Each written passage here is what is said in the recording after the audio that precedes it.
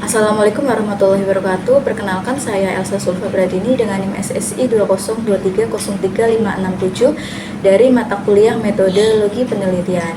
Pada video kali ini saya akan mereview sebuah jurnal teknik informatika yang terakreditasi Sinta 2 dengan judul Hybrid K-means Clustering and Naive Bayes Classification for Stunting Risk Prediction in Toddlers, a Community Health Center Study. Selanjutnya ada identitas artikel. Di sini ada judul dari paper ini adalah Hybrid K-means dan Naive Bayes untuk prediksi stunting pada balita.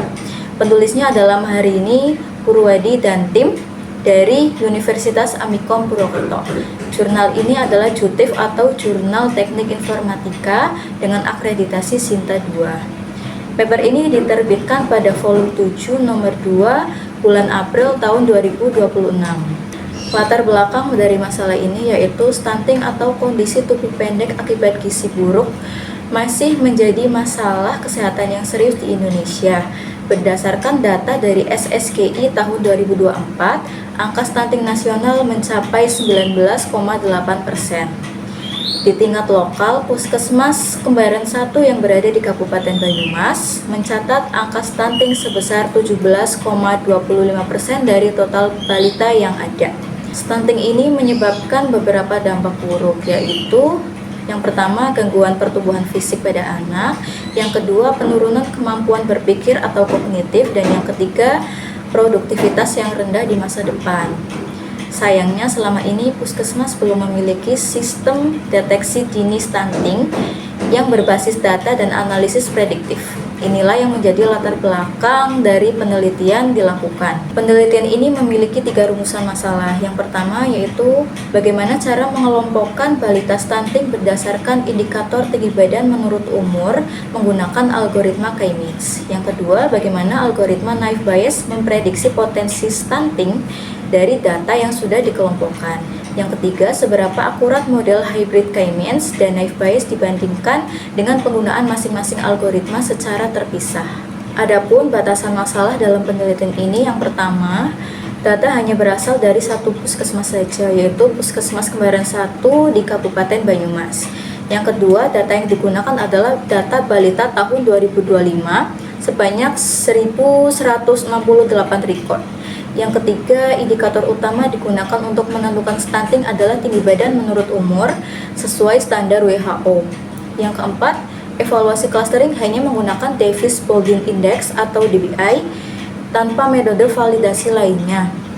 Kelima, klasifikasi hanya menggunakan algoritma Naive Bayes tanpa perbandingan dengan algoritma lain dalam penelitian ini. Selanjutnya ada tujuan penelitian. Yang pertama, menerapkan algoritma K-means untuk mengelompokkan data balita stunting dan mengevaluasi kualitas klaster menggunakan Davis-Baldwin Index atau DBI.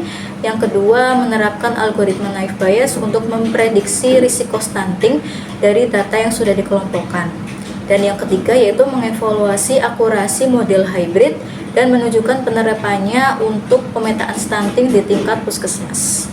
Adapun subjek dan objek penelitian, yang pertama yaitu subjeknya adalah balita atau anak di bawah 5 tahun yang terdaftar di Puskesmas Kembaran 1 Kabupaten Banyumas.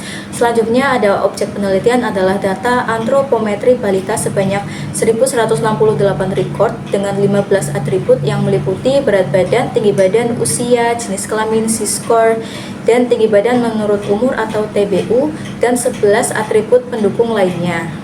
Metode yang digunakan yaitu pertama, pengumpulan data dari Puskesmas Kembaran 1 Kabupaten Banyumas sebanyak 1.168 record. Yang kedua, pre-processing data yang meliputi pembersihan data untuk menangani data kosong, normalisasi min-max, dan pembagian data dengan komposisi 80% untuk training dan 20% untuk testing. Yang ketiga, K-means clustering untuk mencari nilai K optimal menggunakan Davis-Baldwin Index atau DBI. Yang keempat, Naive Bayes Classification untuk memprediksi risiko stunting dari data yang sudah berklaster. Yang kelima, evaluasi model menggunakan DBI untuk menilai kualitas klaster serta akurasi presisi rekal F1 score untuk menilai kualitas klasifikasi. Tools yang digunakan dalam penelitian ini adalah RapidMiner Studio, Selanjutnya ada hasil utama dari clustering menggunakan K-means. Nilai K optimal yang ditemukan adalah K sama dengan 8. Nilai Davis-Bouldin Index atau DPI yang diperoleh adalah 4,353. Semakin kecil nilai DPI, semakin baik kualitas cluster yang terbentuk. Distribusi hasil clustering menunjukkan bahwa cluster 1 adalah yang terbesar dengan 1062 balita, sementara cluster lainnya berjumlah lebih kecil. Temuan penting dari clustering ini adalah ditemukan 989 balita yang masuk kategori pendek dan 179 balita yang masuk kategori sangat pendek. Selanjutnya ada hasil utama dari klasifikasi menggunakan naive Bayes. Akurasi keseluruhan model mencapai 93,56%, yang artinya dari 233 data uji sebanyak 218 data prediksi dengan tepat. Detail performa untuk setiap kelas adalah sebagai berikut. Untuk kelas pendek, presisi mencapai 97,41%, rekal 94,95%, dan F1 skor 96,18%. Untuk kelas sangat pendek, presisi mencapai 75%, rekal 85,71%, dan F1 skor 79,98%. Jika dibandingkan dengan penelitian lain seperti Kamil dan Wibowo tahun 2024 yang hanya mencapai 85,76%, serta Titi Meidara dan Hadi Kurniawati tahun 2021 yang mencapai 88%, maka model hybrid ini lebih unggul sekitar 5 hingga 8% dibandingkan algoritma tunggal.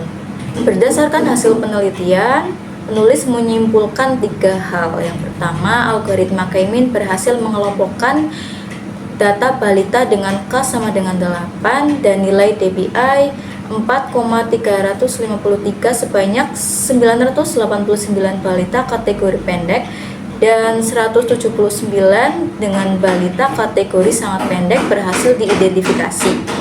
Yang kedua, algoritma naive Bayes mencapai akurasi 93,56 untuk memprediksi risiko stunting yang lebih unggul dibandingkan penelitian sebelumnya.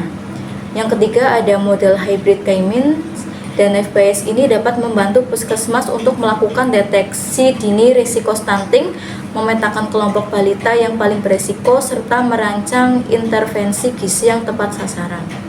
Terima kasih, demikian review paper yang dapat saya sampaikan. Kurang lebihnya mohon maaf. Wassalamualaikum warahmatullahi wabarakatuh.